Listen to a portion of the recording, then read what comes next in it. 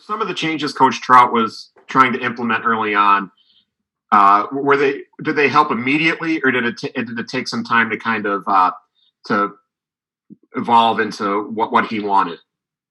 I think there's some things you can see immediately, and that there's other things that just come with reps. And the more reps we're getting, together, being back out of practice, it really is starting to show up on film. And the more reps we get, the better unit we're going to be. So it just comes with time and reps in the end, and we're starting to see those results. We'll go back to Perth. Well, I want to follow up on my previous journey question. What is it about him exactly that's allowed him to overcome the adversity he's overcome? I guess the main thing I can point to is just losing his grandmother, who was his best friend, a few years back. Yeah. I know you were one of the guys that was there during that time. What was that time like after he lost his grandmother, and what did it take for him to kind of get his mind back to football? I really can't say how much of a tough kid he is. Like you said, he's been through a lot of adversity, but his ability to overcome it and grow from it even has been tremendous to see. I think being around his brothers in the locker room, being around his teammates is always helpful, but him just being a tough, resilient kid speaks volumes of the kind of person he is, and why he's improved so much since he's been here.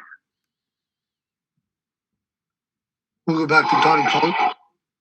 Well, what does Michael Menet mean to you guys? Not just as a center, first of all, but also as a friend, a teammate, leader of the offensive line.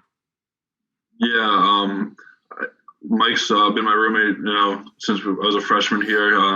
He was my best friend. We, just have been through it all together. All the games, the wins, the losses. So Mike's one of my best friends. I think for O-line, he really is the quarterback of the O-line. As a center, you got to make ID calls. You got to get everyone going in the same direction. So, the way he's grown as a player, as a leader, he really gets everyone going together, and he's just so valuable and important for our O-line. We'll go to Mark Brennan. Hey, Will, I got in a little bit late, so I'm sorry if I'm repeating something, but how important are these full practices for O-linemen? I'd imagine skilled players, they could do 7-on-7 and that kind of thing. What did you guys do during that period when you couldn't do that stuff, and now the importance of being able to get the pads on and do things? So during that time, it's really crucial just working on those fundamentals, working on your footwork, your hand placement, things that you need when you go full live. So, now that we're going with the pads on and stuff like that, it's really important to, get that timing down, get that communication down, working with, the O-line, point out IDs and things like that. So, you use that technique in time to get ready for, times like this. And once we get those pads on, it's full speed, it's all go. And there's, not a lot of time to correct mistakes. And that's what that time before was for. We'll go to Perth. Will, what have you seen from Sean Clifford this extended offseason that shows you that he's ready to take the next step as a quarterback? Sean's a really hard worker. He's super competitive, and I think that that drives him. He's just got a chip on his shoulder. He's a kid with swagger, and he's always striving to get better. One thing's off, like he's going to call it out, and just his leadership, his competitiveness is really going to take him to that next step. Go to Don Cullen. Well, how would you describe Coach Shiraka's system? How much fun is it to play? How much different is it than what you've had in the past? Oh, it's awesome. Coach Shiraka is he's got a lot of fire and energy, and it's really fun to play for him.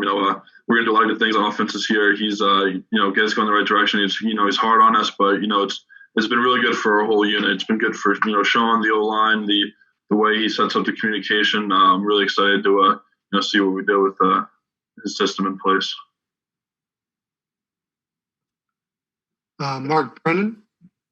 Will, has it been kind of status quo for the returning linemen on where they played last year, or is Coach Trout kind of trying some different things, moving guys around a little bit?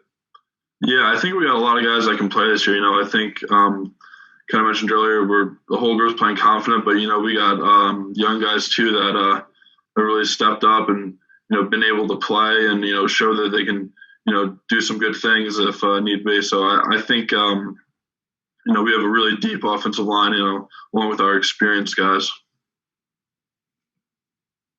We'll go to Don Collins. Well, how have you kind of seen the the young defensive ends, Owe and Isaac, kind of coming along? How are they different now than when you first saw them? How much more of a challenge are they? They're tough, man.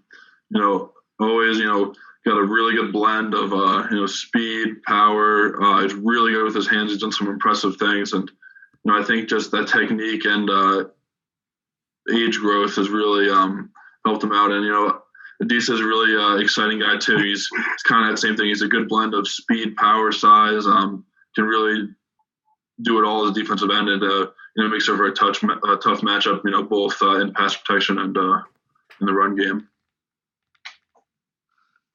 Mark Brennan. I wanted to ask you about a couple of young guys, and again, I'm sorry if you already answered this, but Juice Scruggs, can you tell us kind of where he is and how cool it is to see him coming back from what he came back from? And then if you could touch on Caden Wallace a little bit. Yeah, I'm super proud of Juice. He's been through so much adversity and, battled through, some tough things, and to see him come back, playing with confidence, playing really well.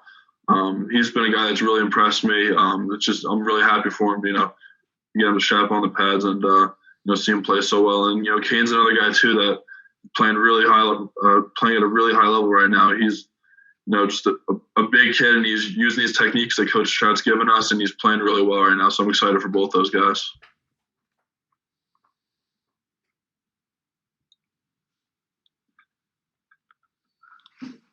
A reminder to hit the raise hand button if you would like to ask a question.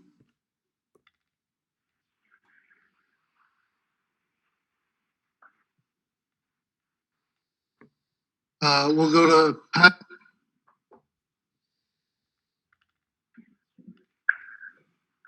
Hey there, Cranford, Scotch Plains here. How are you?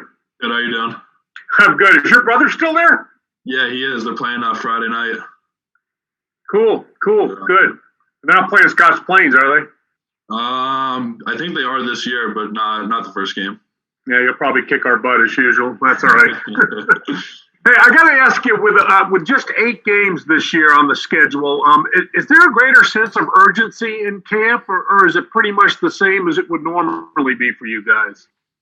I would say normally we operate as a high level of urgency, but I mean, now more than ever, every game counts. 8 games, and it's a race to get, in the playoff, things like that. We got to take it one game at a time, though. Play Indiana and beat Indiana. So obviously, every game is important, but I think there is a heightened sense of that.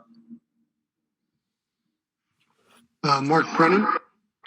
Will, how much of a sense of relief was there for especially the older players in the program when you knew you'd be able to play this fall?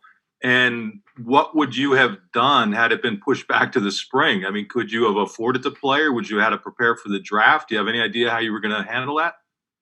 My plan was always to play. I think it was just important, for myself to, came back for a 5th year for a reason. I wanted to come back out there, at unfinished business. Me and Michael and the other seniors, we wanted to get out there and play. So I think that was really important. What was the other question? How much of a relief was it when you found out you'd actually be playing in the fall? Yeah. And then, so now all of a sudden your time frame is going to be relatively normal moving forward. Yeah, it's definitely exciting to get back out there and play in the fall.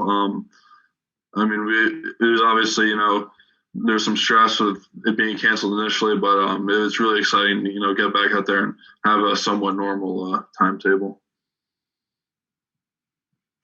We'll go to William Pegler. Hey, Will, how's it going, man? Good, how you doing? Good. So in this, strange offseason, how did you and a guy like Michael Mennett kind of manage to grow as leaders on and off the field?